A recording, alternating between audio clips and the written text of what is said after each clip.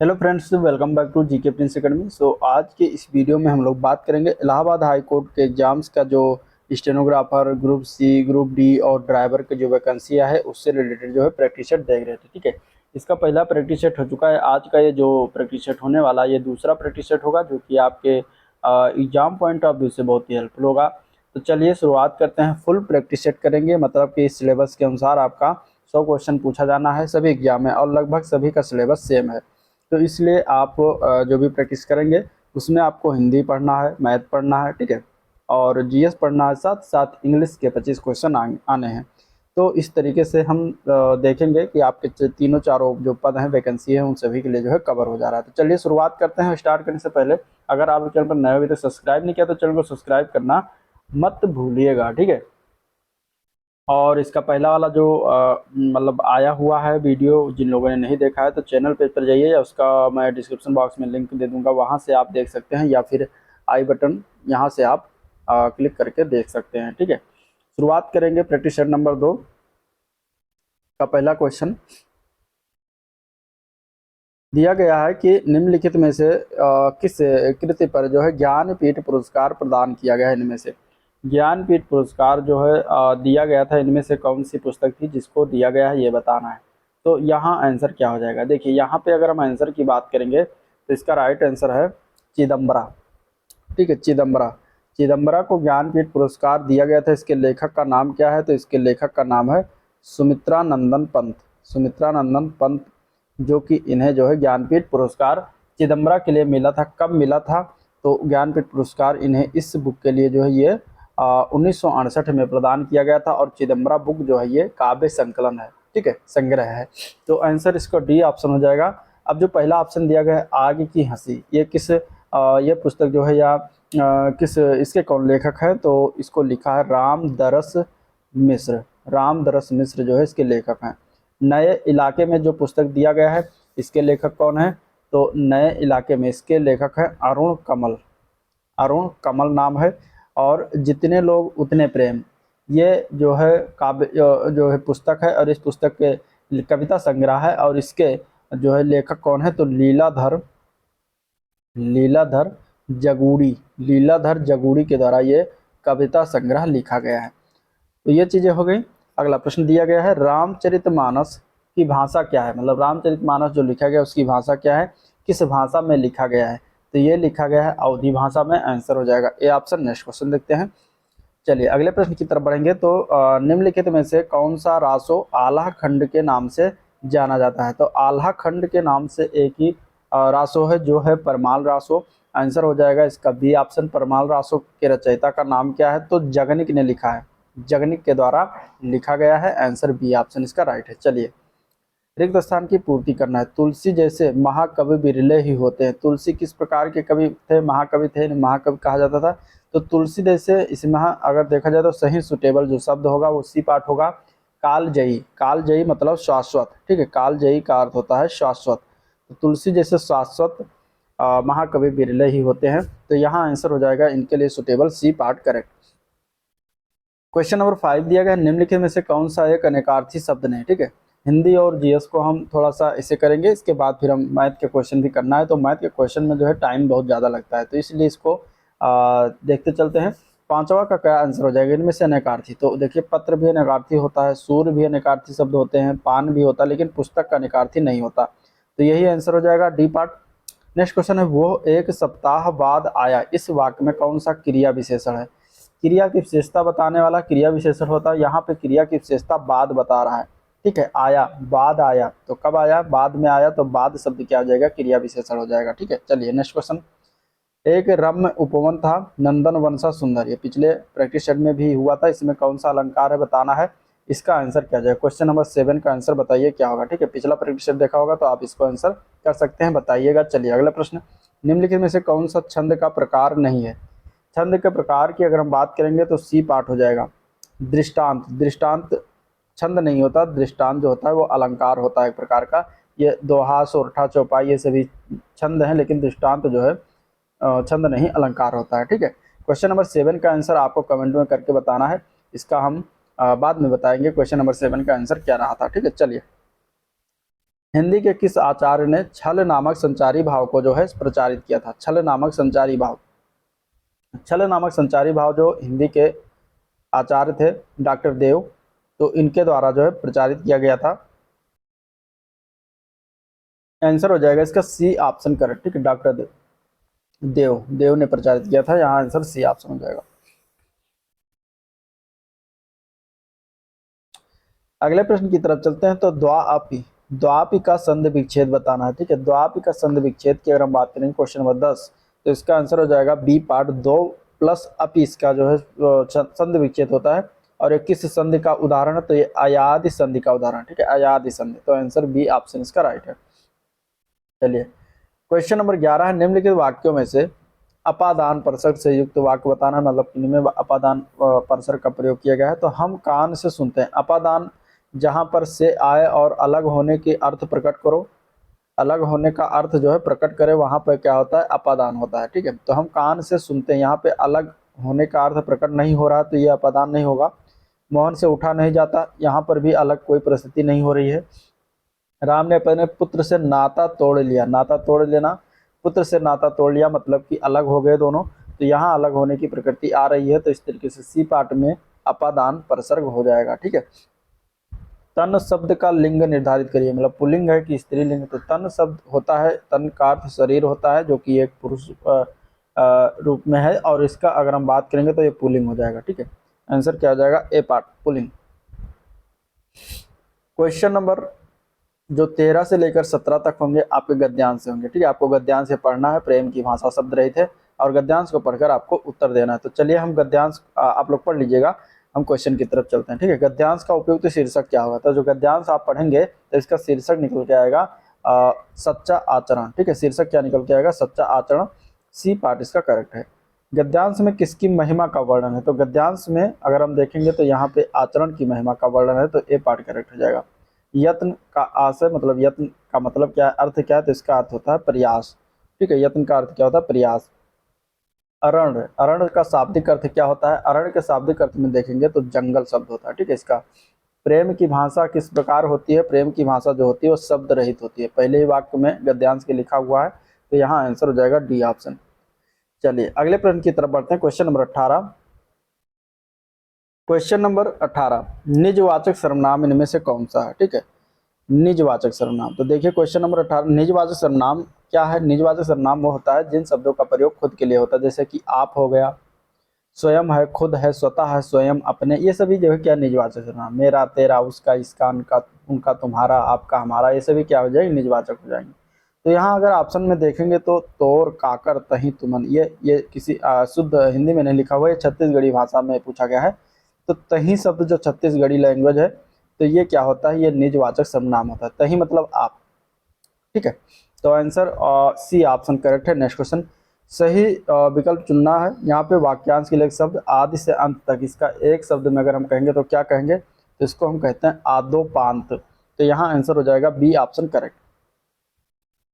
अंतरले शब्द का शुद्ध वर्तनी बताना। अंतरले शब्द का वर्तनी कौन सा शुद्ध रूप से लिखा हुआ है? तो वो लिखा है अंतरतलीय, जो कि बी पार्ट में लिखा हुआ है, तो बी पार्ट इसका करेक्ट हो जाएगा। सूक्ष्म का विलोम बताना है। सूक्ष्म का विलोम क्या होता है? तो सूक्ष्म का विलोम स्थूल होता है, जो कि सी पार्ट में दिया गया है, ठीक है। चलिए अगला प्रश्न है, मेज का सामान्य बहुवचन दिए गए विकल्पों में से कौन है? मेज, मेज का सामान्य बहुवचन। मेज के सामान्य बहुवचन में अगर हम बात करेंगे तो इसका जो बहुवचन हो जाएगा वो हो जाएगा मेजे, ठीक है, जो कि ए पार्ट में लिखा हुआ मेजे। तो आंसर ए पार्ट करेक्ट है। अगले प्रश्न की तरफ बढ़ते हैं। जब कर्ता एक क्रिया समाप्त कर उसी क्षण दूसरी क्रिया में प्रवृत्त होता है तब पहली क्रिया क्या कहलाती है?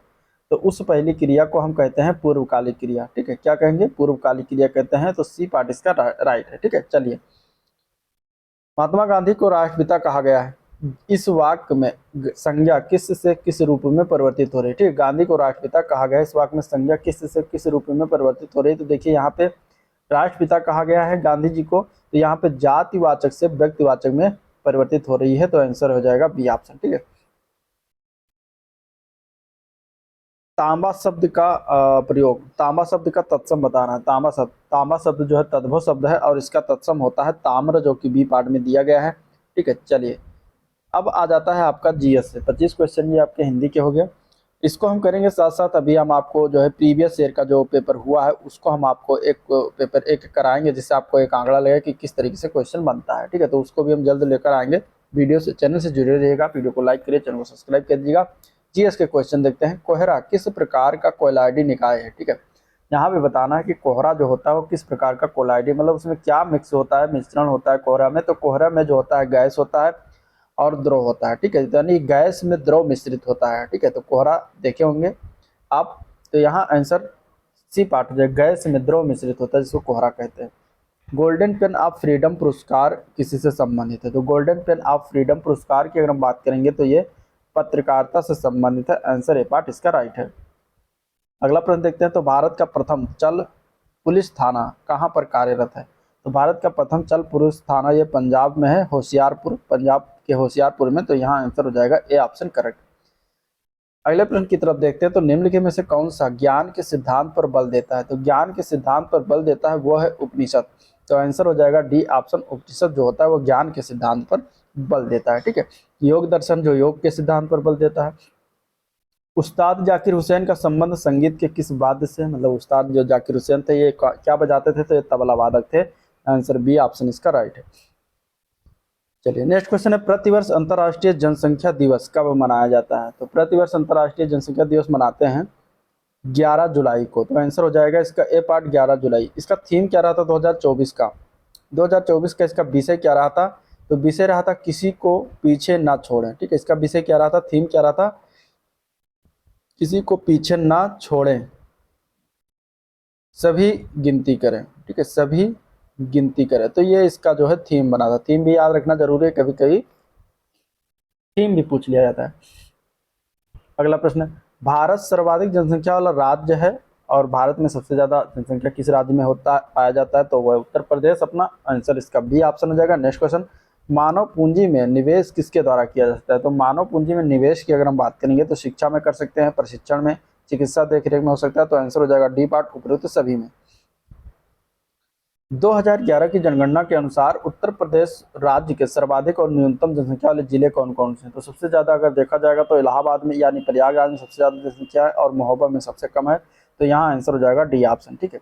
निम्न कंद फसलों में से किसे गरीब का मित्र कहा जाता है। तो गरीब का मित्र एक ही फसल है, आलू जिसको कहते हैं। आंसर हो जाएगा डी पार्ट, ठीक है। Next question. अगला प्रश्न है। पैरालंपिक्स में 2 पदक जीतने वाली प्रथम भारतीय महिला कौन बनी है। तो उनका नाम क्या है। तो पैरालंपिक्स की अगर हम बात करेंगे तो 2 पदक जीतने वाली पहली भारतीय महिला जो बनी है वह है अवनी लेखरा, ठीक है। अवनी लेखरा मूल रूप से राजस्थान की रहने वाली हैं और इन्होंने पैरालंपिक में 2 पदक जीता था। 2020 के ओलंपिक में, पैरालंपिक में, और 2024 में इन्होंने गोल्ड जीता था। ये शूटिंग से संबंधित खेल खेलती हैं, ठीक है। तो आंसर इसका हो जाएगा सी ऑप्शन करेक्ट।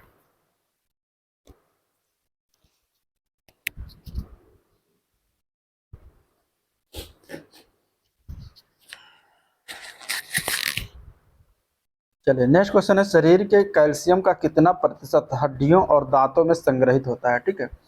शरीर का कितना कैल्शियम का जो शरीर में है कितना प्रतिशत हड्डी और दांतों में संग्रहित रहता है। तो यहाँ आंसर क्या हो जाएगा सी पार्ट 99%, ठीक है। 99% जो होता है वो हड्डी और दांतों में रहता है कैल्शियम। करंट अफेयर आपको 2023-24 का देखना है। 2022 का पूछा गया ICC player of the month जो आपके लिए इंपॉर्टेंट नहीं है, ठीक है। 38 का यहाँ पे हो जाएगा एमिलिया केर, जो कि ये कहाँ की हैं, ये हैं न्यूजीलैंड की, ठीक है। अभी अगर 2024 का अगर देखा जाए तो कौन सा सितंबर मंथ, ठीक है, सितंबर मंथ 2024 का अगर हम देखें, अक्टूबर चल रहा है तो सितंबर मंथ 2024 में मेंस के लिए दिया गया था कमिंडू मेंडिस को दिया गया था, जो कि ये श्रीलंका के प्लेयर हैं। और वुमेन्स में टैमी ब्यूमोंट को दिया गया, ठीक है। टैमी ब्यूमोंट को दिया गया, जो कि आयरलैंड की प्लेयर हैं। तो इन्हें प्रदान किया गया सितंबर 2024 का, ठीक है। Next question. ब्लैक पॉटरी के लिए geographical indication tag Uttar Pradesh में निम्नलिखित में से किस स्थान से संबंधित है। तो देखिए ब्लैक पॉटरी यानी काली जो मिट्टी के बर्तन बनाए जाते हैं, ये बनाया जाता है निजामाबाद, ठीक है। 39 का हो जाएगा सी पार्ट। ये पड़ता है कहाँ पर, ये आजमगढ़ में पड़ता है, आजमगढ़ जिले में। तो यहाँ का ये जीआई टैग प्रदान किया गया है। आंसर हो जाएगा सी ऑप्शन। Next question. अगला प्रश्न भी दिया गया है करंट अफेयर से, जो कि आपको देखना है 2024-25 वाला। ये पूछा गया 2021-22 का थीम क्या था, तो ये हो जाएगा बी पार्ट, आत्मनिर्भरता द्वारा सशक्तिकरण था। ठीक है, आपको 2024-25 वाला current affair Uttar Pradesh budget देख के जानना है। आरबीसी का जीवन काल लगभग कितना होता है? ठीक है, आरबीसी मतलब रेड ब्लड कार्पसल्स इसका फुल फॉर्म है, तो इसका बताना है कि जीवन काल कितना होता है। तो ये अगर हम बात करेंगे तो इसका जीवन काल होता है 120 दिन, मतलब कि आज जो आपका आरबीसी बनता है, निर्माण होता है, वो 120 दिन बाद जो है वो खत्म हो जाता है, वो मर जाता है, उसकी जगह पे नया जो है बन के तैयार हो जाता है। तो आपका इसे साइकिल चक्र ये चलता रहता है। ठीक है, तो 120 दिन का इसका जीवन काल होता है। अगला प्रश्न, निम्न में से कोस्टा रिका की राजधानी कौन सी है? कोस्टा रिका देश की राजधानी बताना है, तो यहाँ आंसर क्या हो जाएगा? बी ऑप्शन, सान जोस। सान जोस जो है कोस्टा रिका की राजधानी है। बीजिंग ये चाइना की राजधानी, दिल्ली अपने भारत की, और ढाका ये कहाँ की है? बांग्लादेश की। ठीक है, सेवा क्षेत्र का दूसरा नाम क्या है? तो देखिए, प्राथमिक क्षेत्र जो दिया गया है, ये कृषि क्षेत्र को प्राथमिक क्षेत्र कहते हैं, मतलब दूसरा नाम या पहला नाम कह सकते हैं। और सेवा क्षेत्र जो होता है ये आपका आता है तीसरे क्षेत्र में। ठीक है, तृतीय क्षेत्र, तो तृतीय क्षेत्र कह सकते हैं इसको। तो आंसर हो जाएगा ए ऑप्शन। अगला प्रश्न, भारत के संविधान में इनमें से क्या राज्य सूची में सम्मिलित नहीं है? राज्य सूची में सम्मिलित विषय इसमें से देखते हैं तो जेल जो कि राज्य सूची के अंतर्गत आता है, पुलिस भी राज्य सूची के अंतर्गत आता है, अगर पुलिस आता है तो कानून व्यवस्था भी आएगा, दंड से प्रक्रिया संहिता जो है ये राज्य सूची के अंतर्गत नहीं आता। तो यहाँ आंसर सी ऑप्शन करेक्ट है। जन्म और मृत्यु पंजीकरण का अधिनियम किस वर्ष लागू किया गया था? तो ये लागू हुआ था वर्ष 1969 में। आंसर हो जाएगा बी पार्ट। अगला प्रश्न, वस्तु एवं सेवा कर जिसको हम जीएसटी के नाम से जानते हैं, ये इसको कितने घटकों में विभाजित किया गया है? ठीक है, तो इसको मुख्यतः 4 घटकों में विभाजित किया गया है। एक तो है केंद्र वाला सीजीएसटी, ठीक है, सीजीएसटी। दूसरा है राज्य वाला एसजीएसटी। तीसरा आता है आपका केंद्र शासित प्रदेश वाला यूटीजीएसटी। ठीक है, इसके बाद फिर आता है एक एकीकृत जीएसटी, मतलब कि आईजीएसटी। तो इस तरीके से 4 घटकों में जो है डिवाइड किया गया है। तो 4 हो जाएगा इसका राइट आंसर। अगला प्रश्न, किस तापमान पर पानी का घनत्व अधिकतम होता है? पानी का घनत्व जब देखेंगे, बात करेंगे, तो इसका जो सबसे ज़्यादा होता है वो होता है 4 डिग्री सेंटीग्रेड पर। 4 डिग्री सेंटीग्रेड पर पानी का घनत्व सबसे ज़्यादा होता है। ठीक है, तो यहाँ आंसर हो जाएगा इसका सी पार्ट करेक्ट। चलिए अगले प्रश्न की तरफ बढ़ते हैं। तो दवा तैयार करने के लिए किस श्रेणी में पानी का उपयोग किया जाता है? तो दवा तैयार करने के लिए हम जो है श्रेणी 5th का उपयोग करते हैं। आंसर जो है डी ऑप्शन इसका राइट है। खेलो इंडिया 2023 का आयोजन कहाँ हुआ? पूछा गया 2023 का, तो 2023 का हुआ था तेलंगाना में। अभी हम बात करेंगे 2024। तो 2024 का खेलो इंडिया हो चुका है, जो कि ये आपका हुआ था विभिन्न अब तो खेलो इंडिया बहुत सारे चरणों में होता है, जैसे कि खेलो इंडिया यूथ गेम हो गया, खेलो इंडिया यूनिवर्सिटी गेम हो गया, खेलो इंडिया विंटर्स गेम हो गया। तो विंटर्स गेम 2 चरण में हुआ था, एक हुआ था लेह में लद्दाख में, ठीक है, और विंटर्स वाला एक हुआ था गुलमर्ग जम्मू कश्मीर में। तो ये 2 जगह आयोजित हुआ था, फरवरी मंथ में हुआ था दोनों। ठीक है, पहला जो हुआ था वो लेह वाला 2 से 6 फरवरी रहा था, और गुलमर्ग वाला जो था वो 21 से 25 फरवरी तक चला था। तो ये हुआ था विंटर गेम, खेलो इंडिया विंटर गेम। अब खेलो इंडिया यूथ गेम की अगर हम बात करेंगे, तो यूथ गेम हुआ था तमिलनाडु में। ठीक है, तमिलनाडु में, तमिलनाडु के 4 शहरों में हुआ था 19 से 31 जनवरी के मध्य। ठीक है, इसके बाद खेलो इंडिया यूनिवर्सिटी गेम भी अब आ गया है, यूनिवर्सिटी गेम। ठीक है, तो खेलो इंडिया यूनिवर्सिटी गेम की अगर हम बात करेंगे तो 7 उत्तर पूर्वी राज्यों में हुआ था 29 फरवरी को। ठीक है, तो ये सभी चीज़ें याद रखिएगा 2024 वाला। अगला प्रश्न, निम्नलिखित में से कौन कृत्रिम पारिस्थितिक तंत्र है? कृत्रिम मतलब मनुष्य के द्वारा बनाया हुआ पारिस्थितिक तंत्र इनमें से कौन सा? तो धान का खेत। तो धान का खेत ही है जो मनुष्य के द्वारा बनाया जाता है। ठीक है, धान को बैठाया जाता है, तो यहाँ पे धान की खेती करते हैं, जिसको कृत्रिम पारिस्थितिक तंत्र के रूप में जानते हैं। तो आंसर हो जाएगा ए ऑप्शन इसका राइट। तो ये हो गया जीएस। अब आपके क्वेश्चन होंगे मैथ से। चलिए मैथ के क्वेश्चन भी देखते हैं, थोड़ा सा आपको इसमें मैं समझाने की कोशिश करूँगा और आप उस तरीके से समझते जाइएगा। ठीक है, पेन कॉपी लेकर बैठिए। चलिए दिया गया पहला क्वेश्चन, ए और सी की मासिक बचत के बीच का अनुपात 3:5 है, और ए और बी के बीच अनुपात जो है 2:3 है। यदि सी की मासिक बचत जो है 4500 रुपये है, तो ए और बी की बचत का योग पूछा गया है। चलिए इसको कैसे लगाएंगे? तो दिया गया, पहले हम क्या करेंगे, ए और सी और ए और बी के बीच का जो अनुपात दिया गया है, इसको हम क्या करेंगे, इसको हम बदल देंगे ए अनुपात बी अनुपात सी में। ठीक है, कैसे बदलेंगे? तो देखिए इसके लिए हम सबसे पहले करेंगे ए अनुपात सी जो दिया गया है, ए अनुपात सी 3:5 दिया गया है। इसके बाद दिया गया है ए अनुपात बी, ए अनुपात बी दिया गया है जो कि दिया गया है 2:3। ठीक है, तो यहाँ पे हम क्या करेंगे, दोनों में ए है तो ए को हम बराबर कर लेंगे। अब यहाँ पे 3 है, यहाँ पे 2 है, तो इसको अगर हम 3 से गुणा कर दें, इसको अगर हम 2 से गुणा कर देंगे तो ये हो जाएगा बराबर। तो 3 दूनी 6 अनुपात 5 दूनी 10, और ये हो जाएगा 3 दूनी 6 अनुपात 3 त्रिका 9। ठीक है, तो इस तरीके से आपका ये आ गया है 3 दूनी 6 अनुपात 3 त्रिका 9। तो ये हो गया ए अनुपात बी और ये हो गया ए अनुपात सी। तो यहाँ से अब क्या करेंगे, अब ए दोनों में है कॉमन और ये दोनों में है बराबर, तो ये अब हम निकालेंगे ए अनुपात बी अनुपात सी, तो ये हो जाएगा 6:9:10। ठीक है, यहाँ से बी हो गया 9, यहाँ से सी हो गया 10 और ए हो गया 6। तो इस तरीके से हमें ए अनुपात बी अनुपात सी का मान 6:9:10 पता चल गया। अब क्या करेंगे, अब दिया गया है कि सी की मासिक बचत जो है 4500 रुपये है, और सी का जो यहाँ पे दिया गया है मासिक बचत वो है 10 के रेशियो के अनुपात में। ठीक है, तो 10 के रेशियो के अनुपात में ये दिया गया है 4500 के, तो यहाँ पे एक रेशियो निकालेंगे तो 450 आ जाएगा। ठीक है, तो 450 आ गया, तो इस तरीके से अब हम निकाल सकते हैं ए का। तो ए का कितना हो जाएगा, तो ये 6 रेशियो दिया गया है, तो 6 गुणे 450 कर देंगे, और इसके बाद हमें पूछा गया बी का, तो 9 रेशियो दिया गया है, तो 9 गुणे 450 कर देंगे। अब इनका योग पूछा गया तो इनको हम जोड़ देंगे। तो सबसे पहले हम गुणा करेंगे, तो 6 गुणे 450 कितना हो जाएगा 2700, और इसी तरीके से 9 गुणे 450 करेंगे तो ये आ जाएगा 4050। अब इन दोनों को जोड़ना है, योग पूछा गया है, तो जोड़ेंगे तो आंसर क्या आ जाएगा, इन दोनों को जोड़ने के बाद आपका आंसर आ जाएगा 05742 6750 रुपये, और 6750 रुपये जो कि आपका ए पार्ट में दिया गया है। तो इस तरीके से क्वेश्चन लगाया जाता है, आंसर हो जाएगा इसका ए पार्ट। ठीक है, नहीं समझ आया होगा तो दोबारा रिपीट करके देख लीजिएगा। चलिए अगले प्रश्न की तरफ बढ़ते हैं।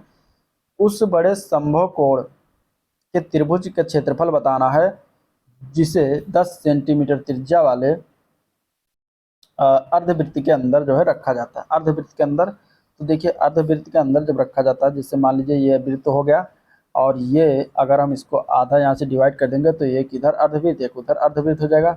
जैसे इस तरीके देखिए अर्धवृत्त बन गया, ये अर्धवृत्त हो गया। ठीक है, अब इस अर्धवृत्त के अंदर हम एक सबसे बड़ा अगर हम त्रिभुज बनाएंगे तो कहाँ से कितना बनेगा ये बताना है। इस अर्धवृत्त के अंदर हमें एक त्रिभुज बनाना है जो कि सबसे बड़ा हो त्रिकोण के क्षेत्रफल और उसका क्षेत्रफल। तो हम यहाँ से शुरुआत करेंगे और इस तरीके से लेकर जाएंगे और यहाँ पर हम मिला देंगे इस तरीके से, तो ये सबसे बड़ा त्रिभुज हो जाएगा जिसे 10 सेंटीमीटर त्रिज्या, अब 10 सेंटीमीटर ये त्रिज्या होगी, 10 ये हो गया। ठीक है, त्रिज्या होगा, ये वृत्त का त्रिज्या दिया है। अब अर्धवृत्त के अंदर अगर रखा जाता है तो ये अर्धवृत्त में बना हुआ जो त्रिभुज होता है वो 90 डिग्री का होता है। ठीक है, 90 डिग्री, चाहे जहाँ बनाएंगे अर्धवृत्त में इस तरीके से तो ये 90 डिग्री का ही होगा। अब ये 90 डिग्री हो गया। ठीक है, यहाँ पे हमें क्या करना है, यहाँ पे हमें क्या करना है, ठीक है, एक मिनट हम फिर से इसको बना देते हैं इस तरीके से।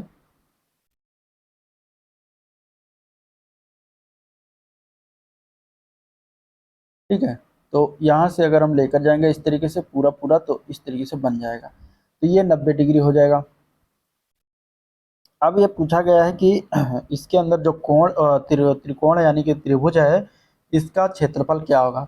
तो अगर हम यहाँ से डिवाइड करते हैं, इसको एक रेखा लगाते हैं, विभाजित करते हैं तो ये 90 डिग्री पर डिवाइड होगा, तो इस तरीके से हमारा ये भी 90 डिग्री बन जाएगा कोण। ठीक है, 90 डिग्री कोण बन जाएगा जब इसको हम डिवाइड करेंगे। तो ये 10 त्रिज्या 10 है, त्रिज्या यहाँ से अगर हम देखेंगे तो ये भी 10 होगा त्रिज्या, तो दोनों 10 है, दोनों से हमारी रेखाएं समान हो जाएगी, तो ये बन जाएगा क्या, समकोण त्रिभुज। ठीक है, समकोण त्रिभुज हो ही गया, यहाँ पे 90 डिग्री है, तो समकोण त्रिभुज का क्या होता है, क्षेत्रफल का फार्मूला क्या होता है, अब लगा देंगे तो 1/2 आधार गुणे ऊंचाई होता है। ठीक है, 1/2 आधार गुणे ऊंचाई होता है, तो 1/2 आधार इसका 10 है, ऊंचाई भी 10 है, तो इससे गुणा कर देंगे। यहाँ से आ जाएगा 50 सेंटीमीटर स्क्वायर, 50 सेंटीमीटर स्क्वायर इसका आया। अब इसका भी आना है तो सेम दोनों त्रिभुज, क्योंकि ये डिवाइड हुआ था, तो 50 गुणे 2 हो जाएगा, 50 गुणे 2 हो जाएगा, यानी कि 100 सेंटीमीटर स्क्वायर इसका आंसर हो जाएगा। तो 100 सेंटीमीटर राइट है, आंसर डी ऑप्शन इसका राइट हो जाएगा। ठीक है, चलिए नेक्स्ट क्वेश्चन। अगला प्रश्न है, एक एक्स का 25%, 25,000 के 20% के 30% के 15% के बराबर है, तो एक्स का मान बताना है। चलिए एक्स का 25%, तो एक्स का 25/100 बराबर ये है 25,000 का 20% गुणे 30% गुणे 15%। हमें एक्स का मान यहाँ पे ज्ञात करना। ठीक है, तो यहाँ से हम कैंसिल कर देंगे, ये 1 2 3, 1 2 3, ये 3 शून्य कट जाएगा। ठीक है, ये 100 से ये 100 कैंसिल हो जाएगा, बाकी क्या बचेगा 25 और 25, ये 25 ये 25 से कट जाएगा। तो x बराबर क्या बचेगा, x बराबर यहाँ से एक जीरो बचा हुआ है, तो एक जीरो से एक जीरो कट जाएगा। तो x बराबर बचेगा 2 गुणे 30 और गुणे 15, ये बच जाएगा। तो x बराबर हो जाएगा 30 दूना 60 गुणे 15, तो 15 छक्का 90, तो 900 आपका आंसर हो जाएगा। ठीक है, क्या हो जाएगा, x बराबर 900, x बराबर जो है आपका मान 900 आ जाएगा। इस तरीके से सॉल्व कर लेंगे, और बी पार्ट में दिया गया है 900, तो बी पार्ट इसका करेक्ट है, बी पार्ट क्या हो जाएगा, करेक्ट हो जाएगा। ठीक है, चलिए अगला क्वेश्चन है, नीचे दिए गए भिन्नों में से दूसरी सबसे बड़ी संख्या क्या होगी। दूसरी सबसे बड़ी संख्या पूछा गया है, तो इसके लिए बहुत सारी विधियां हैं, और हम इसका प्रयोग करेंगे एक विधि कि इसका हम इससे गुणा करेंगे और इसका हम इससे गुणा करेंगे। ठीक है, तो इसमें से गुणा करने पर जो गुणनफल आएगा, जो सबसे ज़्यादा होगा, वो भिन्न इनमें इन दोनों में से सबसे बड़ी होगी। तो 2 गुणे 5 हो जाएगा 10, 4 तियाँ 12, तो यानी इन दोनों में से ये बड़ी हो गई। ठीक है, फिर हम इसी तरीके से इसका गुणा करेंगे, इसका गुणा करेंगे, तो 7 चौक 28 और 6 पंचे 30, तो इन दोनों में से ये बड़ी हो गई। फिर अब हम क्या करेंगे, इसका गुणा इससे करेंगे और इसका गुणा इससे करेंगे, तो हो जाएगा 6 9 छक्के 54 और 7 पचे 35, तो इन दोनों में फिर जो है 6/7 बड़ी हो गई। इसी तरीके से हम इसका गुणा करेंगे और इसका गुणा करेंगे। ठीक है, तो यहाँ पे हो जाएगा 5 हम 25 और 9 दूनी 18, तो अब इन दोनों में से अगर देखेंगे तो ये बड़ी हो गई। ठीक है, तो सबसे बड़ी जो संख्या आई वो आई 6/7, ये 6/7 सबसे बड़ी होगी, लेकिन हमें दूसरी सबसे बड़ी ज्ञात करना है। तो दूसरी सबसे बड़ी बात ज्ञात करने के लिए अब इससे छोटी 5/9, इससे छोटी जो है इससे छोटी 4/5, तो 4/5 और 5/9, इन दोनों में अगर हम गुणा करते हैं, क्रॉस मल्टीप्लाई करते हैं, तो 9 चौके 36, 5 25, तो इन दोनों में हमें 4/5 आ जाती है बड़ी। अब ये 4/5 जो बड़ी आ जाती है, दूसरी सबसे बड़ी संख्या हो जाएगी।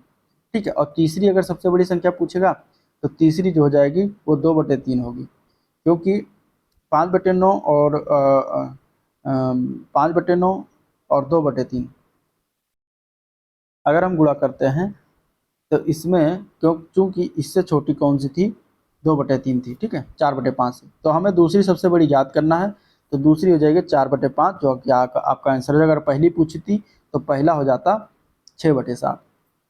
तो इस तरीके से निकालते हैं आंसर, इसका सी ऑप्शन करेक्ट है। चलिए नेक्स्ट क्वेश्चन, निम्नलिखित समुच्चय के माध्य और मध्यिका का गुणनफल पूछा गया है।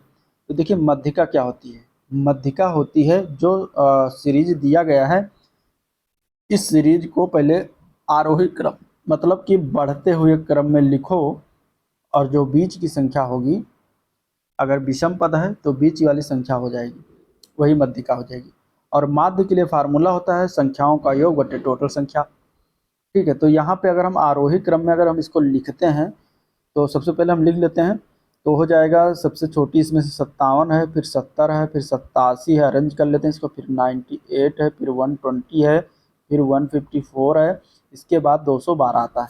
अब यहाँ पे हम इसको गिनेंगे कितनी संख्या, तो 1 2 3 4 5 6 7, टोटल 7 संख्या, मतलब कि 4 3 इधर 3 इधर, तो बीच की संख्या जो हो जाएगी वो क्या हो जाएगी, माध्यिका हो गया, माध्यिका।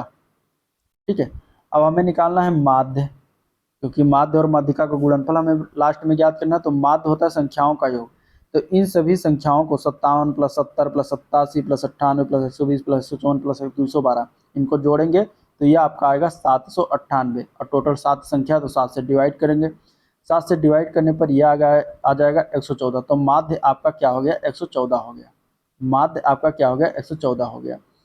ठीक है, तो माध्यिका 98, माध्य 114, तो अब इन दोनों को हम गुणा कर लेंगे, 98 × 114, तो ये हो जाएगा 11,172, जो कि आपका आंसर हो जाएगा, यही पूछा गया था। ठीक है, तो आंसर क्या हो जाएगा 11,172, जो कि दिया गया है बी पार्ट में।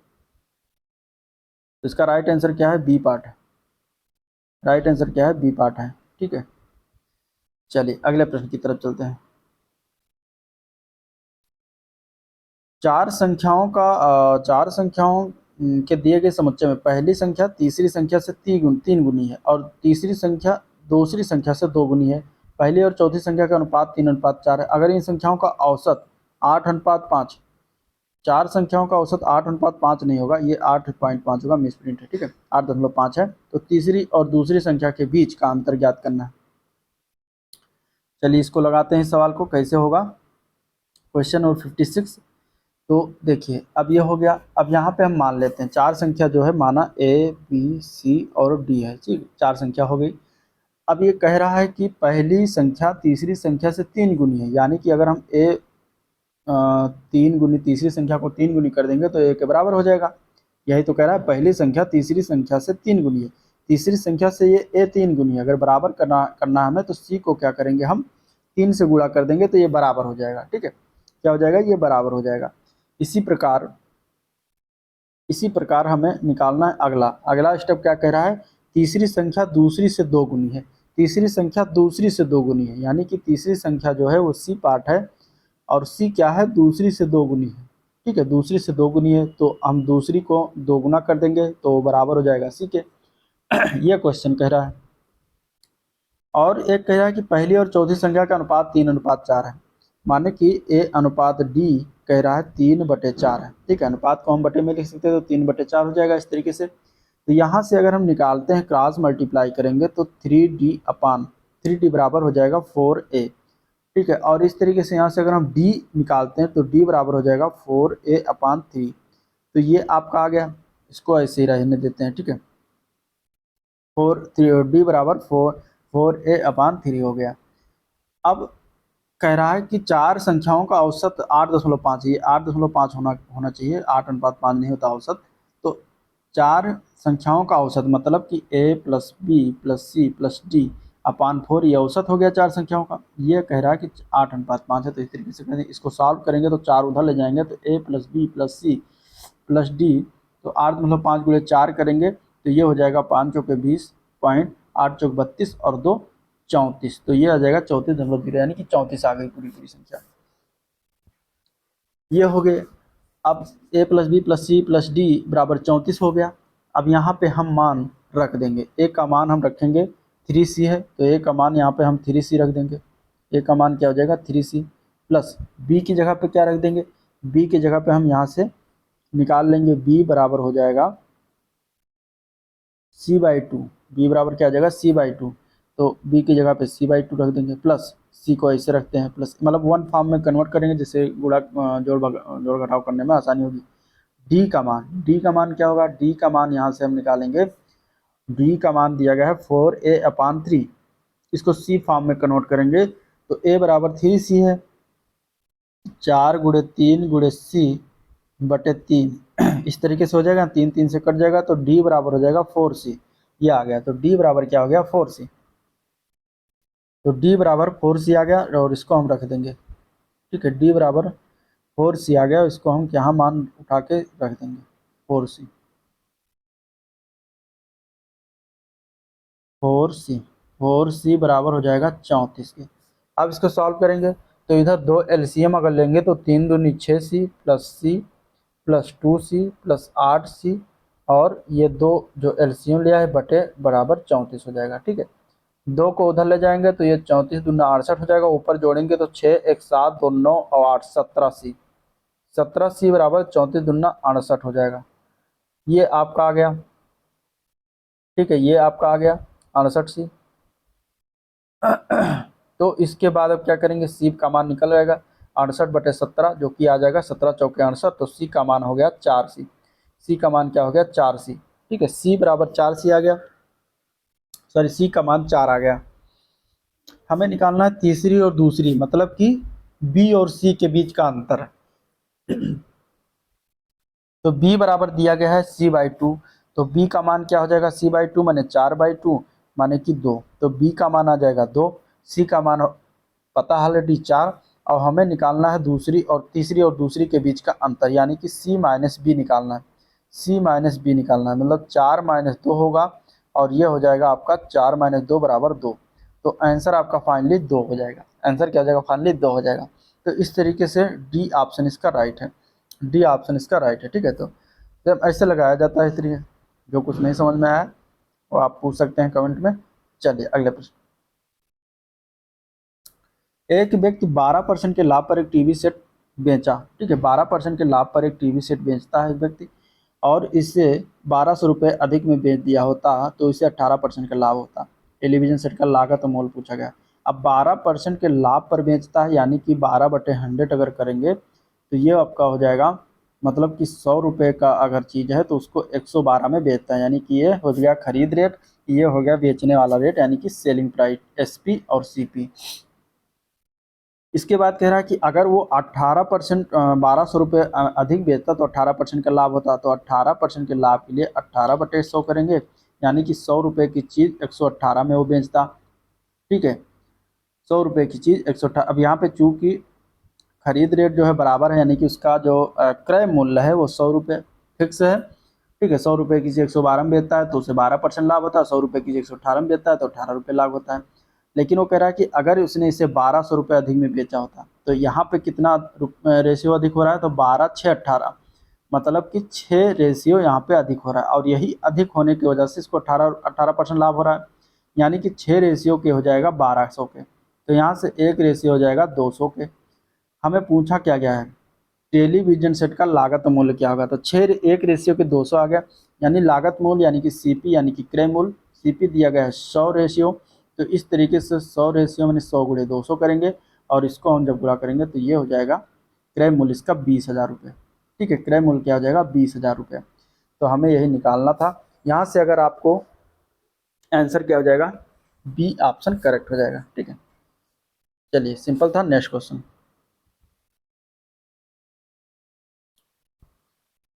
अगला क्वेश्चन है, एक आयताकार बक्से के किनारे 2:3:7 के अनुपात में है, और इसका पृष्ठीय क्षेत्रफल जो है 738 मीटर स्क्वायर है। तो बक्से का परिमाण बताना है। ठीक है, तो हम मान लेते हैं उसकी लंबाई जो है कितना है? 2 के, चौड़ाई कितना हो गया? 3 के, और ऊंचाई जो दिया गया है वो कितना हो गया? ऊंचाई इसकी हो गई 7 के। ठीक है, रेशियो में दिया गया है, तो इसको हम इस तरीके से के या एक्स या वाई या ए जिस फॉर्म में मानना हो मान सकते हैं। तो लंबाई चौड़ाई ऊंचाई आ गई। अब आयताकार बक्से का जो पृष्ठीय क्षेत्रफल का फार्मूला होता है वो क्या होता है? पृष्ठीय क्षेत्रफल का फार्मूला अगर हम बात करें तो 2 इंटू लंबाई गुणे चौड़ाई, यानी कि एल इंटू बी, प्लस चौड़ाई मतलब लंबाई गुणे ऊंचाई यानी कि एल इंटू एच, प्लस ऊंचाई गुणे चौड़ाई तो यानी कि बी इंटू एच। इस तरीके से ये होता है फार्मूला।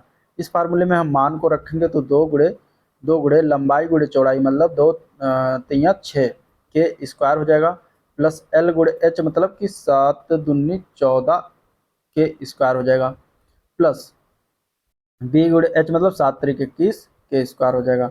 और ये मान दिया गया पृष्ठीय क्षेत्रफल मान दिया गया 738 मीटर स्क्वायर, तो ये बराबर हो जाएगा 738 के। यहाँ से हम सॉल्व करेंगे तो 14 6 20 और 20 40 और 41 के स्क्वायर। ठीक है, 2 से डिवाइड हो जाएगा, ये इधर आ जाएगा 41 के स्क्वायर बराबर 738/2। ठीक है, 2 से डिवाइड करेंगे तो ये कितना हो जाएगा? 738 को 2 से कैंसिल करेंगे तो ये हो जाएगा 2 तियाँ 6 और 2 छक्के 12, 2 9 18, तो 369 हो जाएगा इधर। ठीक है, 41 के स्क्वायर बराबर 369, तो के स्क्वायर बराबर 369/41। इसको डिवाइड करेंगे तो के स्क्वायर का मान आ जाएगा, ये जाएगा 9 बार। ठीक है, तो 9 हो जाएगा। यहाँ से के का मान लेंगे तो 9 का वर्ग रूट होता है 3। ठीक है, 3 का वर्ग 9 होता है, तो के का मान आ जाएगा +-3। अब हमें जो लंबाई चौड़ाई ऊंचाई होती है प्लस में होता है, तो प्लस ले लेंगे तो के बराबर 3 हो गया। हमें निकालना का बक्से का परिमाण, तो पहले हम लंबाई निकाल लेंगे। अब यहाँ से तो के का मान 3 है, तो 3 दूनी 6 मीटर हो जाएगा बक्से का लंबाई। 3 के चौड़ाई है तो 3 त्रिका 9 हो जाएगा बक्से का चौड़ाई, और बक्से का ऊंचाई हो जाएगा 7 त्रिक 21 मीटर। तो 9 6 9 21 मीटर क्या हो गया? ये आपका लंबाई चौड़ाई ऊंचाई हो गई। अब बक्से का आयतन जो होता है वो कितना होता है? बक्से का आयतन का फार्मूला होता है L into B into H, मतलब कि जो होता है ये फार्मूला लंबाई गुणे चौड़ाई गुणे ऊंचाई, तो यही हम लगा देंगे 6 गुणे 9 गुणे 21, और इसको हम जब सॉल्व करेंगे 6 गुणे 9 गुणे 21 तो आ जाएगा 1134 मीटर क्यूब। ठीक है, आयतन जो आता है क्यूब में आता है, यहाँ आंसर हो जाएगा 1134 मीटर क्यूब।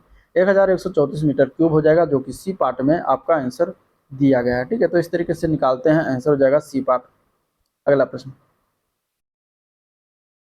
2400 रुपये के पावर बैंक को बेचकर एक आदमी 20% का नुकसान उठाता है। 10% लाभ कमाने के लिए उसे पावर बैंक को किस कीमत पर बेचना चाहिए? अब देखिए, नुकसान मतलब 20% की हानि होती है अगर 2400 रुपये में बेचता है, तो 20% की हानि होती है मतलब कि 20/100 माने कि 1/5 हो जाएगा। ठीक है, 20/100 1/5, यानी कि वो 5 रुपये की सामान 4 रुपये में बेचता है। तो ये हो गया CP, ये हो गया SP। 5 रुपये की सामान वो किस में बेचता है? वो 4 रुपये में बेचता है। ठीक है, तो ये क्वेश्चन के अनुसार कहा गया है, तभी उसे जो है कितना 20% का नुकसान उठाना पड़ता है। ये हो गया। अब इसके बाद क्या करेंगे? 5 रुपये का सामान वो 4 रुपये में बेचता है, इसलिए वो 20% का नुकसान उठाता है।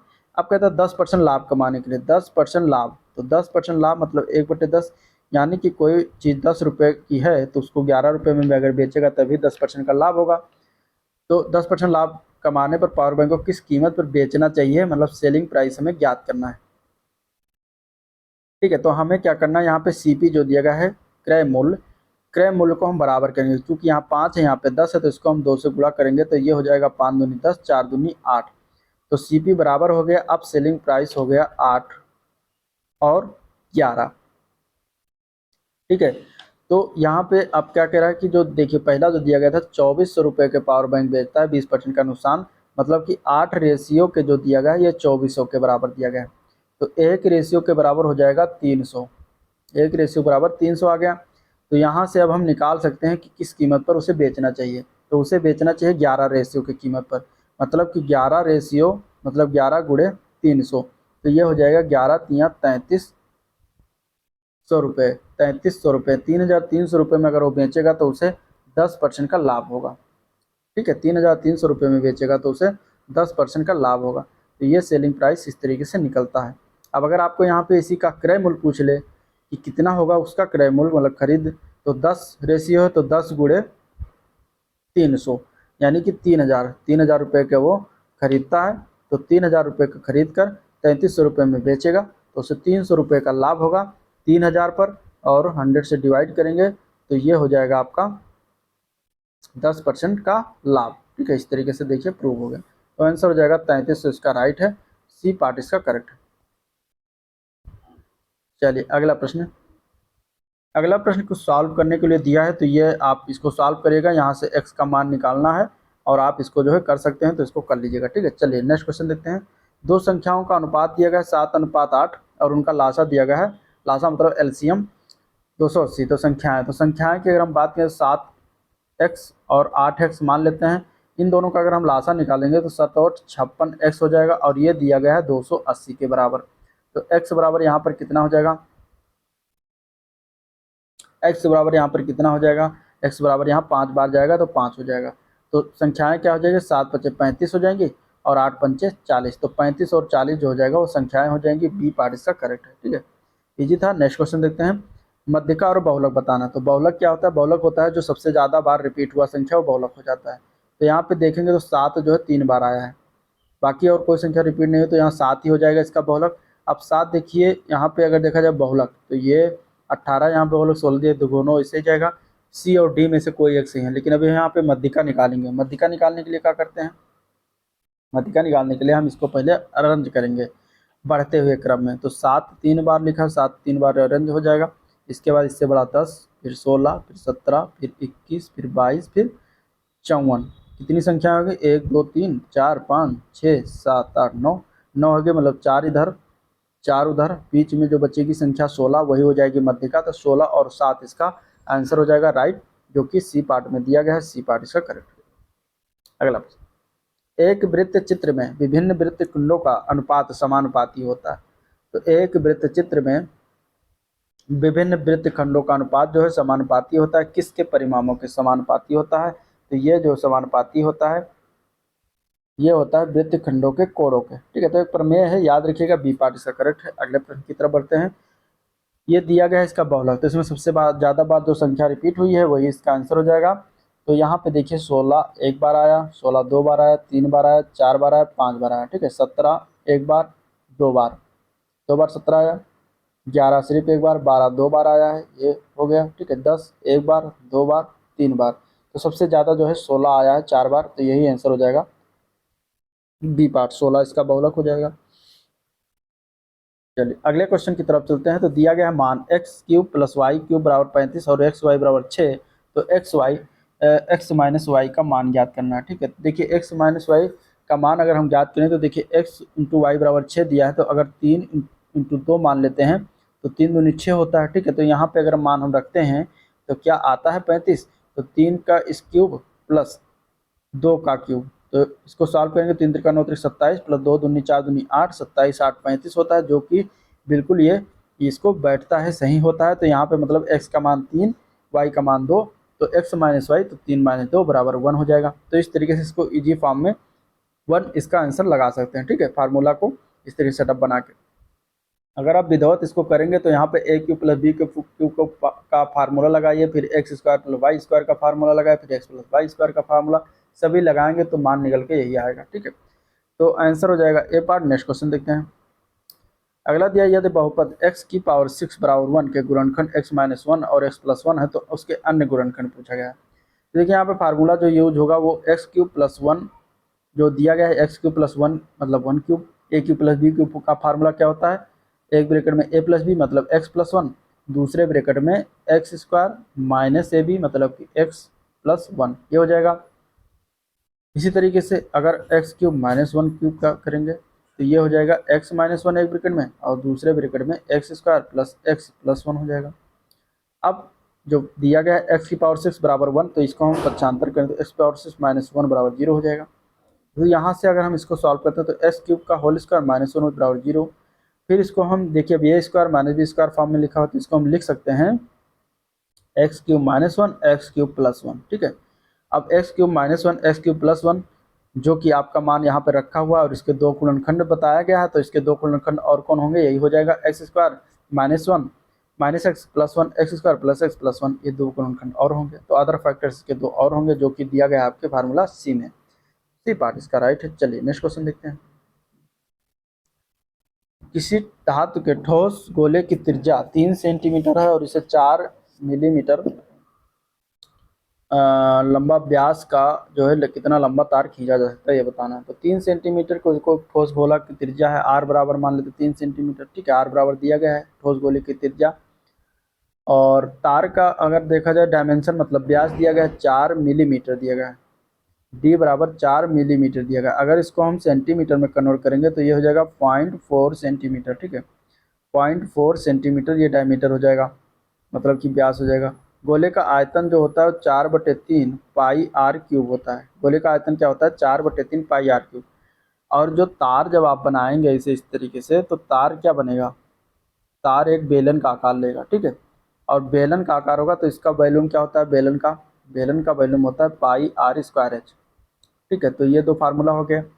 फिर जो अब इसी वॉल्यूम की अगर हम बात करेंगे तो 4/3 इसमें मान रखते हैं, 4/3 पाई आर क्यूब का मान है 3 सेंटीमीटर, तो 3 का क्यूब हो जाएगा। ठीक है, ये हो जाएगा बेलन गोले का आयतन जो कि आ जाएगा 36 पाई हो जाएगा। ठीक है, यहाँ से अगर देखेंगे तो 3 त्रिका 9 त्रिक 27, एक कट जाएगा, 3 त्रिका 9 हो जाएगा और 9 चौक 36 पाई जो होगा ये गोले का आयतन आ गया।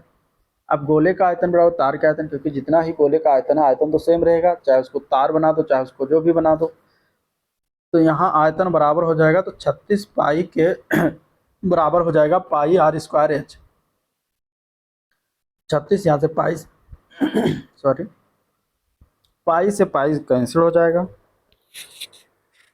पाई से पाई कैंसिल हो जाएगा और 36 बराबर हो जाएगा आर स्क्वायर। आर स्क्वायर मतलब जो इसका व्यास दिया गया है 0.4 सेंटीमीटर, इसको हम अगर हम त्रिज्या में कन्वर्ट करेंगे तो इसको 0.2 से भाग करेंगे, ये हो जाएगा 0.2 सेंटीमीटर। तो 0.2 सेंटीमीटर जो आया वो बेलन की त्रिज्या होगी। तो पाई से पाई कैंसिल हो गया और आर स्क्वायर मतलब 0.2 गुणे 0.2 इंटू एच, हमें लंबाई निकालना तो एच ऐसे रखेंगे। तो ये हो जाएगा 36 बराबर 0.04, 0.2 इंटू 0.2, 0.2 से 0.2 को गुणा करेंगे तो 0.04 आ जाएगा, ठीक है, इंटू एच हो जाएगा। तो एच का मान हो जाएगा 36/0.04। यहाँ पे जीरो दशमलव लगाकर जीरो बढ़ाएंगे, जीरो दशमलव हट जाएगा और बचेगा 4 9 36, 900 सेंटीमीटर। 900 सेंटीमीटर जो है लंबाई आ गई और ऑप्शन में दिया गया मीटर, तो 900 सेंटीमीटर को अगर हम मीटर में चेंज करेंगे तो 9 मीटर आ जाएगा, ठीक है। 100 से डिवाइड कर देंगे तो मीटर में कन्वर्ट हो जाएगा, 9 मीटर इसका राइट आंसर हो जाएगा। अगला प्रश्न, 17 अभ्यर्थी किसी परीक्षा में सम्मिलित हुए, जो अभ्यर्थी परीक्षा में असफल हुए उनके प्राप्तांक कुछ इतना दिया गया, सभी 17 अभ्यर्थियों के प्राप्तांक की मध्यिका पूछा गया है। मध्यिका की अगर हम बात करेंगे तो देखिए विषम पदों के लिए मध्यिका जो होता है n+1/2 होता है। तो 17 अभ्यर्थी दिए गए हैं तो n+1/2 अगर हम मध्यिका हो गया, ये मध्यिका का फार्मूला हो गया, ठीक है। तो n है 17 + 1/2 तो ये हो जाएगा 9, मतलब कि नौवां पद जो आएगा वो मध्यिका होगा, मध्यिका का मान होगा। तो इसको हम आरोही क्रम में लिख लेते हैं। सबसे छोटा 4 है, फिर 5 है, फिर 6, फिर 6, फिर 7, फिर 7, फिर 8, फिर 8, फिर 9, फिर 10। देखिए जिस तरीके से ये लिखा हुआ है इसको हम आरोही क्रम मतलब बढ़ते हुए क्रम में लिखें। अब इसमें नौवां पद कौन सा होगा, तो 1 2 3 4 5 6 7 8 9, नौवां पद कौन सा है, 9 ही है, तो इसका राइट आंसर 9 हो जाएगा। तो मध्यिका इस तरीके से निकालते हैं, ठीक है। 68 के बाद क्वेश्चन नंबर 69 दिया गया है कि प्रथम 20 धनात्मक सम संख्याओं का माध्य क्या होगा। तो देखिए माध्य जब निकालते हैं तो इसका फार्मूला होता है सभी मानों का योग, ठीक है, सभी का योग बटे मानों की जो संख्या है, टोटल संख्या जितनी है, ये हो जाएगा माध्य। अब हमें मानों का योग निकालना, तो देखिए सम संख्या है प्रथम 20 मतलब 2, फिर 4, फिर 6, ये सम संख्या होंगे, इनका योग प्लस 40 तक जाएगा। 20 धनात्मक संख्याओं का निकालना है ना, तो 2 4 6 40 तक ले जाए तो ये 20 संख्या होगी। ये समांतर श्रेणी में है तो इस समांतर श्रेणी में n पदों का योग जो होता है वो क्या होता है, n/2 a + l। a क्या है प्रथम पद, l क्या है अंतिम पद। तो a का मान दिया गया यहाँ पे 2, l का मान दिया गया है 40 और n मतलब n क्या है, तो n टोटल 20 संख्या है तो 20 हो गया। मान अगर इसके हम रखते हैं तो 20/2 इंटू a का मान 2 + 40 हो जाएगा। 2 से 20 कटेगा 10 हो जाएगा, 40 2 42, तो 10 गुणे 42, इसको हम अगर गुणा करेंगे तो 420 आ जाएगा उन पदों का योग। 20 धनात्मक सम पदों का योग कितना आ गया, 420। हमें निकालना है माध्य। तो माध्य के लिए फार्मूला जो है टोटल योग सभी का योग बटा टोटल संख्या, तो 420 योग आ गया बटा पूरी संख्या कितनी है 20, तो 20 से डिवाइड कर देंगे तो ये आ जाएगा 2 दूनी 4, 2 एकम 2, तो 21 इसका राइट आंसर हो जाएगा। 21 क्या हो जाएगा, राइट आंसर हो जाएगा, ठीक है, डी पार्ट इसका करेक्ट। अगला प्रश्न, दो चर दिए गए y और x निम्नलिखित में से संबंधित है। y बराबर दिया गया है 5x + 4, यदि x का समांतर माध्य 10 है तो y का समांतर माध्य क्या होगा। देखिए x का समांतर माध्य 10 दिया गया, अर्थात x का मान दिया गया है 10, तो x का मान अगर हम इस समीकरण में रख देते हैं तो हमें जो है y का मान निकल आएगा। तो y बराबर जो दिया गया है 5x + 4, यहाँ से x का मान रखेंगे 10, तो 5 गुणे 10 + 4, तो y का मान हो जाएगा 10 × 5 = 50, 4 = 54, और ये 54 ही इसका राइट आंसर हो जाएगा। ए पार्ट इसका करेक्ट है, ठीक है, इस तरीके से निकालना होता है। अगले प्रश्न की तरफ बढ़ते हैं। एक दुकानदार किसी वस्तु का मूल्य उसके क्रय मूल्य से 20% अधिक अंकित करता है और वो अंकित मूल्य पर कुछ छूट देता है और 8% का लाभ भी कमाता है, तो छूट की दर हमें ज्ञात करना है। छूट की क्या हमें दर ज्ञात करना। तो देखिए 20% अधिक अंकित करता है, तो 20% अधिक अंकित करता है मतलब कि 20 2500 यानी 1/5, अगर कोई 5 है उस पर सीपी खरीद रेट तो उस पर अंकित करता है 6, और 6 क्या होगा, 6 यहाँ पे सेलिंग प्राइस नहीं होगा, 6 यहाँ पे एमआरपी हो गया, ये एमआरपी हो गया, ठीक है, अंकित मूल्य। इसके बाद कहता है 8% का लाभ कमाना है अगर कुछ छूट दे तो देखिए 8% मतलब कि 2/25, 8/100 कर देंगे कितना आ जाएगा, 4 से काटेंगे 4 दूनी 8, 25 चौका 100, तो 2/25 आ गया, मतलब कि 25 रुपये की खरीदता है और उसको 27 रुपये का बेचता है। ₹25 की खरीदता है, उसको ₹27 की बेचता है। ये हो गया एसपी, ये हो गया सीपी। ठीक है, तो यहाँ पे अब देखिए हमें छूट की दर निकालना है। तो एमआरपी पर छूट दिया है तभी 8% का लाभ कमाया। हमें सीपी जो मान दिया गया क्रय मूल्य उसको हम बराबर करेंगे। सीपी का मान यहाँ पे 25, यहाँ पे 5 है, तो इसको हम 5 से अगर गुणा कर देते हैं तो 5 हम 25 और 6 पंचे 30, तो इसका एमआरपी अब हो गया 30 और सीपी हो गया 25, और दूसरे के हिसाब से 25 सीपी है ही है, और उसका एसपी जो निकल के आएगा एसपी, एसपी यहाँ पे ₹27। ठीक है, ₹27 में बेचेगा तभी 8% का लाभ कमाएगा। तो ये कितने में, तो एमआरपी उस पर 30 अंकित किया था और ₹27 का बेच रहा है, तो यानी कि ये छूट कितना दे रहा है, ₹3 का छूट दे रहा है। ₹3 का छूट दे रहा है कितने रुपए पर, ₹3 का छूट दे रहा है ₹30 पर। ठीक है, ₹3 का छूट दे रहा है ₹30 पर, और परसेंटेज निकालना है तो यहाँ पे 100 से गुणा कर देंगे, तो ये छूट परसेंटेज निकल आ जाएगा। यहाँ पे 3 दाही हम 30, 10 से एक जीरो से एक जीरो कैंसिल हो जाएगा, और यहाँ पे हो जाएगा 10% की छूट देता है। तो आंसर क्या हो जाएगा, बी ऑप्शन, 10% की वो छूट देता है। तो छूट को हम इस तरीके से निकाल लेंगे, बी पार्ट इसका करेक्ट है। ठीक है, चलिए नेक्स्ट क्वेश्चन। अगला प्रश्न है वाई अपान एक्स बराबर 2 माइनस एक्स अपान वाई, और दिया गया मान x square plus x y square बटा x cube plus y cube का मान क्या होगा। तो यहाँ पे देखिए वाई बटा एक्स, इसको पक्षांतर करेंगे तो प्लस करके एक्स अपान वाई बराबर 2 हो जाएगा।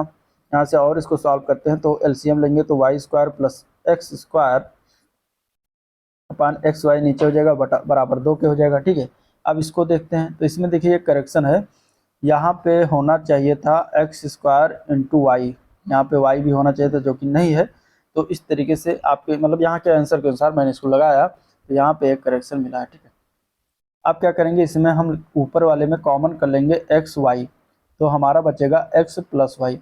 नीचे जो एक्स क्यूब वाई क्यूब है इसका फार्मूला लगा देंगे, तो इसका फार्मूला का होता है एक्स प्लस वाई, दूसरे ब्रैकेट में x square plus y square minus x Y.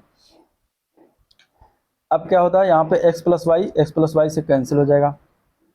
ठीक है, फिर हम क्या करेंगे, x square plus y square, अब ये मान जो दिया गया है इस मान को हम और थोड़ा सा फॉर्मेट बनाते हैं इसको, तो x square plus y square पक्षांतर करेंगे तो 2xy के बराबर हो जाएगा। तो ये मान 2xy यहाँ पे हम रख देंगे, तो xy अपान 2xy माइनस xy हो जाएगा। यहाँ से इसको हम जो सॉल्व करेंगे तो xy बराबर ये घट जाएगा तो xy बचेगा, और ये दोनों कट के 1 आ जाएगा। तो इस तरीके से ऑप्शन सी में दिया गया है 1, तब तो सही था। लेकिन अगर यहाँ y ना हो तो ये दूसरा मान आता है जो कि आपके ऑप्शन में नहीं मिलता। ठीक है, तो ये थोड़ा मिसप्रिंट है, इसको देख लीजिएगा। इस तरीके से इसका आंसर क्या हो जाएगा, 1 हो जाएगा। चलिए, किसी सम चतुर्भुज के विकर्ण जो हैं वो क्या है, 24 और 32 सेंटीमीटर इसका परिमाप। तो देखिए सम चतुर्भुज की अगर जब बात करेगा तो सम चतुर्भुज कैसा होता है, सम चतुर्भुज जो होता है वो पहले तो इस तरीके से होता है। ठीक है, और ये होता है थोड़ा सा तिरछा, इस तरीके से सम चतुर्भुज होता है। ये हो गया सम चतुर्भुज। अब सम चतुर्भुज के विकर्ण का मान दिया गया है, सम चतुर्भुज के विकर्ण का मान दिया गया है। ठीक है, तो मान लेते हैं ये पॉइंट है, बी पॉइंट है, सी पॉइंट है, डी पॉइंट, ए पॉइंट है, बी पॉइंट है, सी पॉइंट है, बी हो गया, सी हो गया, डी हो गया। ठीक है, ये हो गया विकर्ण, बी डी और ए सी, ये विकर्ण हो गया। अब जो सम चतुर्भुज के विकर्ण होते हैं वो 90 डिग्री पर प्रतिच्छेद करते हैं, तो ये 90 डिग्री बनाएगा, ये 90 डिग्री बनाएगा।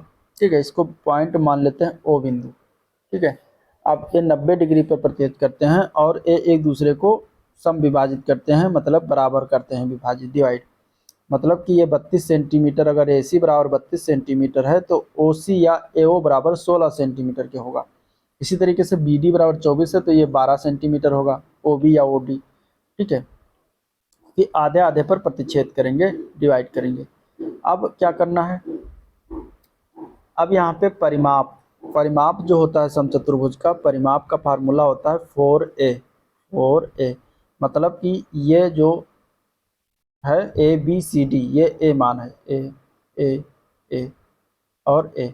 अब देखिए हमें जो इसका पता चल गया, ये 12 है, 16 है, 90 डिग्री है, तो समकोण त्रिभुज के माध्यम से हम पाइथागोरस लगा लेंगे, मतलब कि डी ओ बराबर 12 सेंटीमीटर, ओ सी बराबर 16 सेंटीमीटर। हमें निकालना है डी सी का मान, तो पाइथागोरस प्रमेय लगा देंगे यहाँ पे, पाइथागोरस प्रमेय लगेगा और यहाँ पे उसका मान निकल के आ जाएगा, किसका, DC का मान, और जो DC का मान होगा वही सारे भुजाओं का मान होगा। तो कैसे निकालेंगे, DC का स्क्वायर, DC का स्क्वायर बराबर हो जाएगा OC का स्क्वायर प्लस DO का स्क्वायर। तो यहाँ से OC दिया गया है 16, 16 का स्क्वायर प्लस DO दिया गया है 12, तो 12 का स्क्वायर। 16 का स्क्वायर कितना होता है, 16 का स्क्वायर होता है 256 और 12 का स्क्वायर 144। इन दोनों को अगर हम ऐड करेंगे तो ये हो जाएगा 400 और DC स्क्वायर बराबर 400, तो DC बराबर हो जाएगा √400। √400 है तो इसको हो जाएगा फाइनल 20, या 20 का वर्ग होता है 400, तो DC का मान हो जाएगा 20।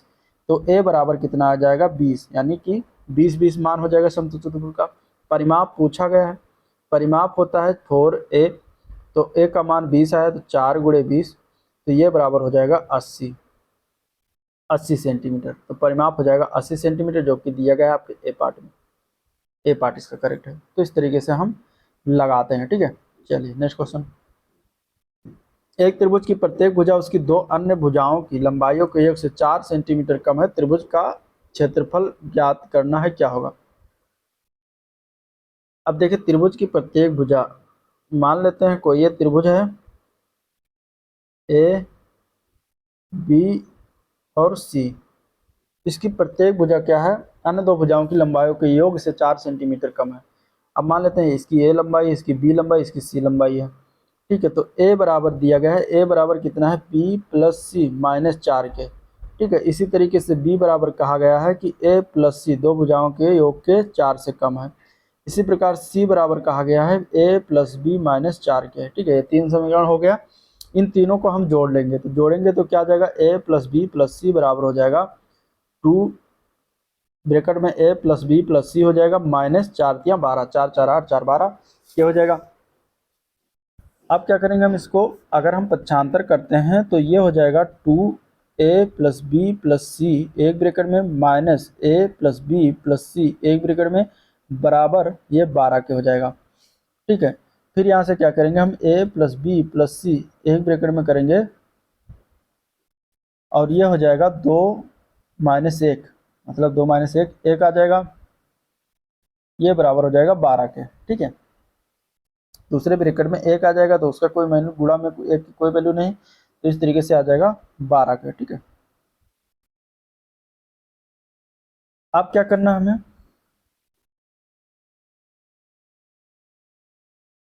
चलिए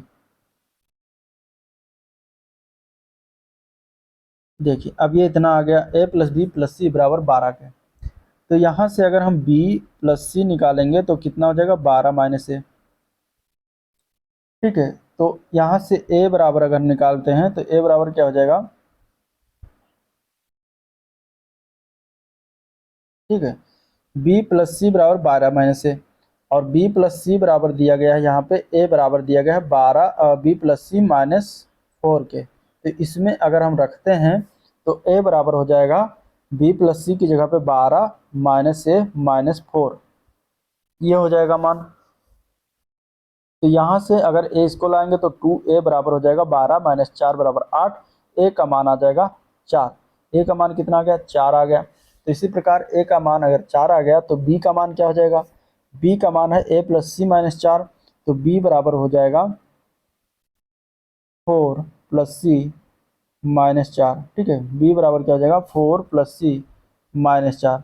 तो यहाँ से B बराबर C के हो जाएगा, और B बराबर C के हो गया तो B बराबर जब C के हो गया तो हम मान रख देंगे B + C बराबर 8 के, ठीक है।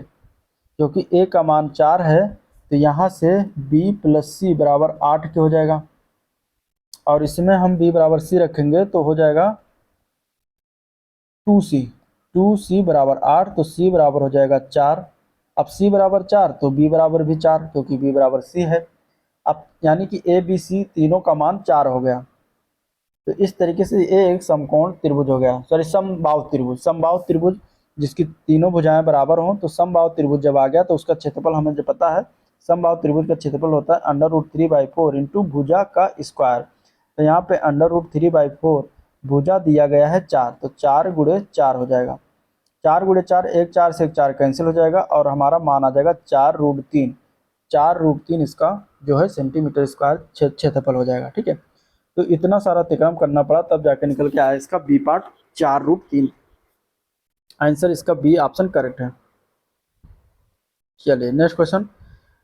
10 कमीजों का क्रय मूल्य जो है 8 कमीजों के विक्रय मूल्य के बराबर है, तो निम्नलिखित में से कौन सा लेन देन इसमें से सत्य है।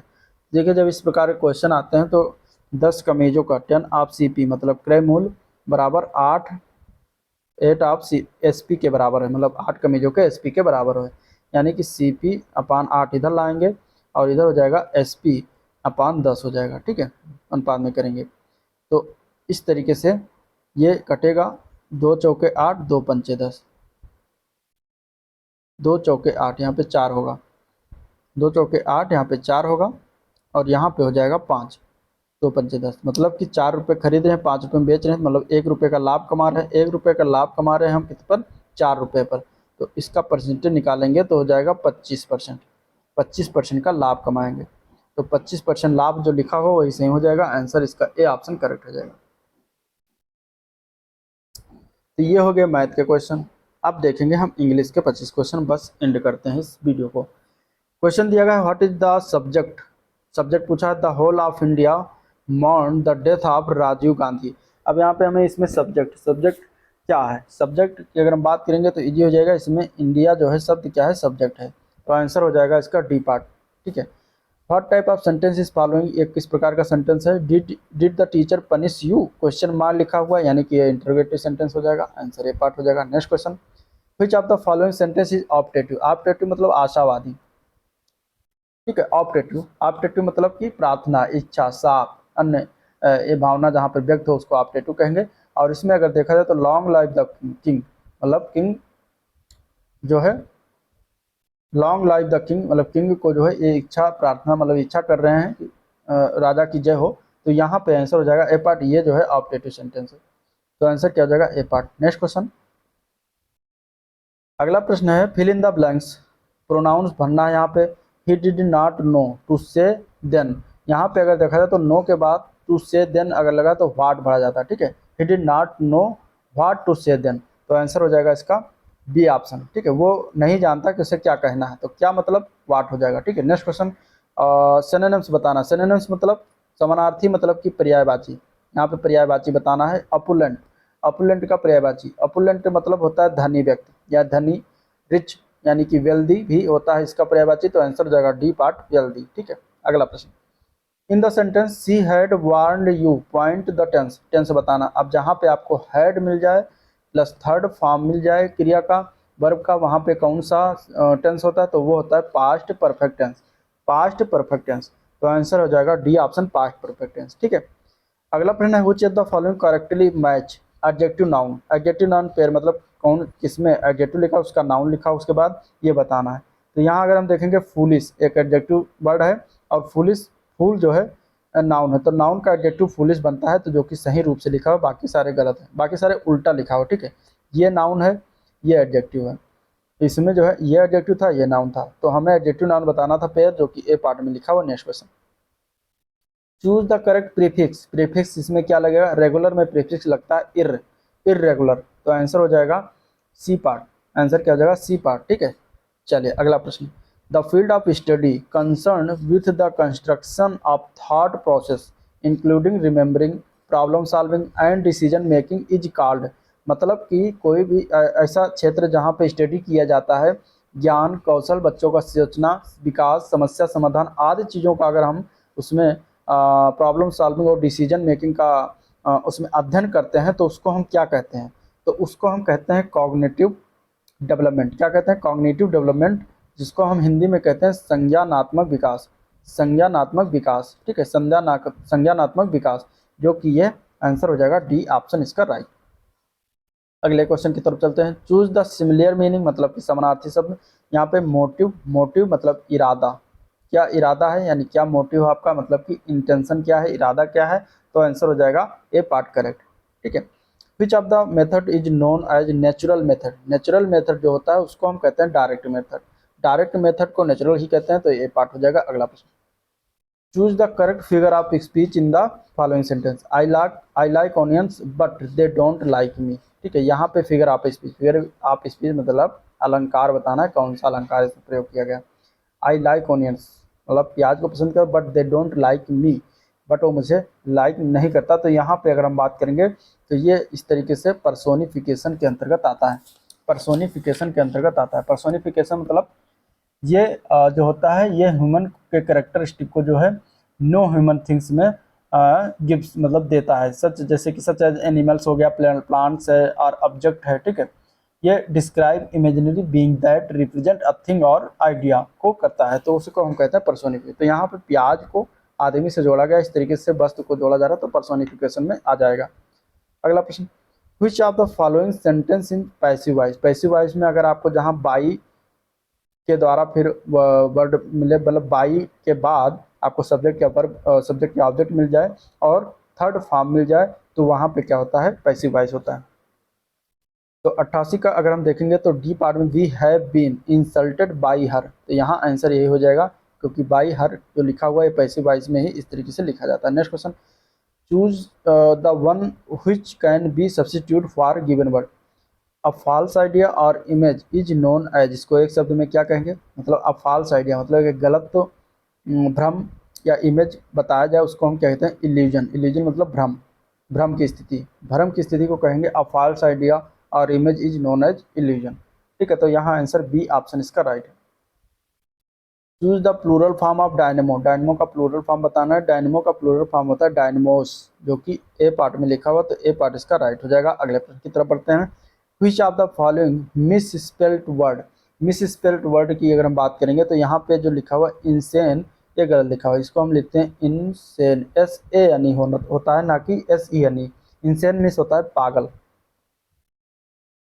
अगला प्रश्न, fill in the blanks with an appropriate choice, मतलब फिल इन द ब्लैंक्स करना। If you make a promise you must be sun to dash it. Sun जो लिखा हुआ गलत है, सन की जगह पे यहाँ पे श्योर होना चाहिए था। ठीक है, मिस स्पेल्ड है, श्योर टू डैश इट, तो ये हो जाएगा इफ़ यू मेक प्रॉमिस, अगर कोई तुम वादा करते हो तो उसको आपको जरूर निभाना चाहिए। You must be sure to keep it, तो यहाँ आंसर इसका बी ऑप्शन हो जाएगा, कीप यहाँ पे होना चाहिए। Next question, choose the correct part of speech बताना है। यूनिक किस प्रकार का वर्ड है। यूनिक की अगर हम बात करेंगे तो ये it is a unique book, मतलब बुक की विशेषता बता रहा है, तो एडजेक्टिव हो जाएगा। ठीक है, विशेषण मतलब एडजेक्टिव, आंसर इसका सी ऑप्शन राइट है। अगला प्रश्न, change the following sentence into active voice. A letter is being written by him, मतलब एक वर्ड है, ये पत्र जो है उसके द्वारा लिखा जा रहा था, है, मतलब इज बीइंग है तो है होगा। ठीक है, letter is being written by him, ये किस, इसको एक्टिव में अगर हम करेंगे तो एक्टिव में हो जाएगा he is writing a letter, वो पत्र लिख रहा है। ठीक है, इज बीइंग मतलब आईएनजी फॉर्म लिखा, रिटन का फर्स्ट फॉर्म हो जाएगा, राइटिंग और हो जाएगा इज बीइंग लिखा तो मतलब राइट का राइटिंग हो गया, और इज साथ में हो जाएगा ए लेटर, और हिम जो आ जाएगा ये सब्जेक्ट फॉर्म में ही हो जाएगा। आंसर सी ऑप्शन करेक्ट है। Choose the word opposite in meaning the given word. Shallow, shallow का अपोजिट, सैलो मतलब होता है उथला, सैलो मतलब उथला। ठीक है, सैलो मतलब क्या होता है, उथला। तो यहाँ पे देखिए सैलो का अपोजिट क्या हो जाएगा, सैलो का अपोजिट मतलब विलोम शब्द क्या हो जाएगा, तो ये हो जाएगा डीप मतलब गहरा। अगला प्रश्न है प्लूरल फॉर्म बताना है फोटो का।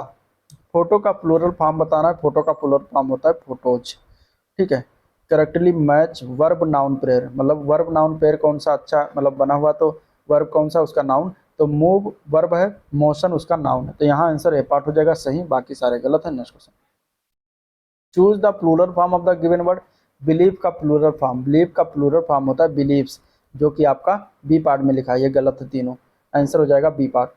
Operation blackboard is for, मतलब ऑपरेशन ब्लैक बोर्ड जो था वो किसके लिए था, तो ये करा गया था प्राइमरी स्कूल्स के लिए, आंसर ए पार्ट हो जाएगा प्राइमरी स्कूल। चलिए नेक्स्ट क्वेश्चन है, choose the correct prefix for the following word. Adopted में क्या प्रीफिक्स लगाएंगे, तो अडॉप्टेड में हम लगाते हैं अनअडॉप्टेड, तो आंसर हो जाएगा सी ऑप्शन। ठीक है, तो ये था ओवरऑल वीडियो जिसको हम लोगों ने देखा। डिस्कस अगर वीडियो पसंद आया तो लाइक करेगा, चैनल को सब्सक्राइब नहीं किया तो सब्सक्राइब करके ही जाएगा, आपका इसमें कोई 1 रुपया नहीं लगता है। ठीक है, सब्सक्राइब करने से, सब्सक्राइब लाइक और शेयर करने से हमें सिर्फ मोटिवेशन मिलता है। ठीक है, तो वीडियो को एंड करते हैं, मिलते हैं इसके नेक्स्ट प्रैक्टिस सेट में, तब तक के लिए थैंक यू।